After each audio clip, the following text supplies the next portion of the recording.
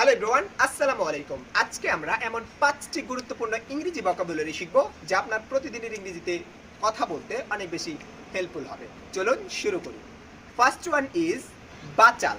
বাচালের ইংরেজি হবে টকেটিভ। যদিও এটা হচ্ছে একটা নর্মাল ইংলিশ, আমরা এটার জন্য অ্যাডভান্স ওয়ার্ড হিসেবে ব্যবহার করতে পারি লিকুয়াসিয়াস অথবা গ্যারোলিয়াস। এই দুইটার অর্থও হচ্ছে বাচাল। যদি আমরা কাউকে বলতে চাই যে চামচা, চামচা মানে হচ্ছে ইয়েসম্যান। ইয়েসম্যান মানে হচ্ছে চামচা। ইউ আর ইয়েসম্যান, তুই একটা চামচা। আমরা কাউকে এভাবে বলবো না। তারপর যদি আমরা বলতে চাই যে দৃষ্টিভঙ্গি, দৃষ্টিভঙ্গির ইংরেজি হবে আউটলুক। চেঞ্জ ইউর আউটলুক, আপনার দৃষ্টিভঙ্গি বদলান। তারপর আমরা যদি বলতে চাই অশোভন আচরণ, অশোভন আচরণের ইংরেজি হবে মিসবিহেভ।